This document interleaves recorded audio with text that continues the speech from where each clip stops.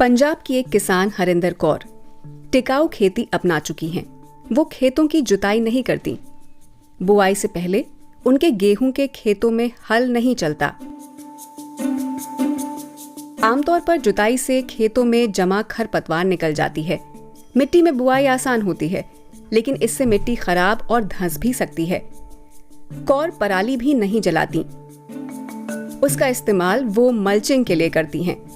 उससे उत्सर्जन कम होता है और नमी बनी रहती है। अगर हम धान के बाद खेत की जुताई ना करें तो हम आसानी से गेहूं उगा सकते हैं। जो पराली खेत में रह जाती है उस पे हम अनाज रखते हैं और बाद में उसे काट देते हैं। फिर वो बैठ जाती है और मौसम गर्म होने की वजह से वो उग जाती है। इससे हमारा डीजल भी बचता है और पराली भी नहीं जलानी पड़ती। उन्हें ग्रो इंडिगो से टिकाऊ खेती के बारे में जानकारी मिली।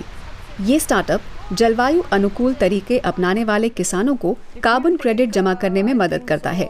ग्रो इंडिगो का स्टाफ भी नियमित रूप से खेतों का दौरा कर टिकाऊ तरीकों के बारे में जागरूकता फैलाता है। जुताई के बिना तैयार गेहूं हवा से कार्बन डाइऑक्साइड हटाकर मिट्टी में कार्बन बनाता है। ये एक तरह से जमीन के नीचे पेड़ उगाने की तरह है। कार्बन क्रेडिट वे सर्टिफिकेट हैं जिन्हें खरीदकर घरेलू या अंतर्राष्ट्रीय कंपनियां या संगठन अपने कार्बन फुटप्रिंट की भरपाई करते हैं।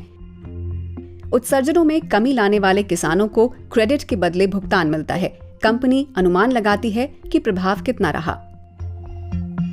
हमारी कंपनी पर्यावरणीय फायदे का आकलन करती है कि कितना फायदा हुआ और सस्टेनेबिलिटी पर ध्यान देने वाली कंपनियां इस फायदे के बदले भुगतान करने को तैयार रहती हैं। पैसा किसानों को मिलता है। यही हमारा कार्बन प्रोग्राम है। इस स्टार्टअप ने किसानों के खेतों में कार्बन बचतों पर नजर रखने के लिए नवीनतम तकनीक लगाई है। सैटेलाइट तस्वीरों की मदद से कर्मचारी हर खेत को मॉनिटर करते हैं।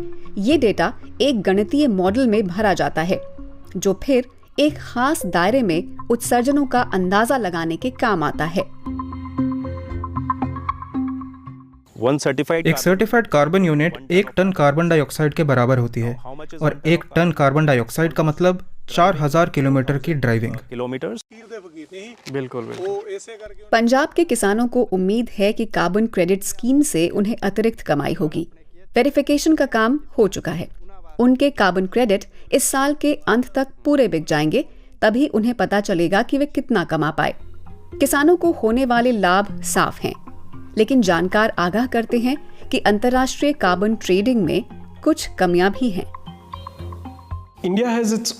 भारत के अपने जलवायु लक्ष्य हैं और उसे समझना होगा कि देश के भीतर जो भी उत्सर्जन कटौतियां हो रही हैं, उन्हें देश से बाहर कैसे, किन स्थितियों में और कितनी कीमत पर बेचना है।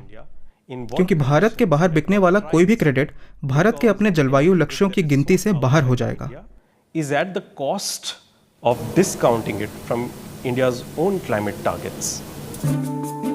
कार्बन क्रेडिट स्कीम में दिलचस्पी बढ़ रही है।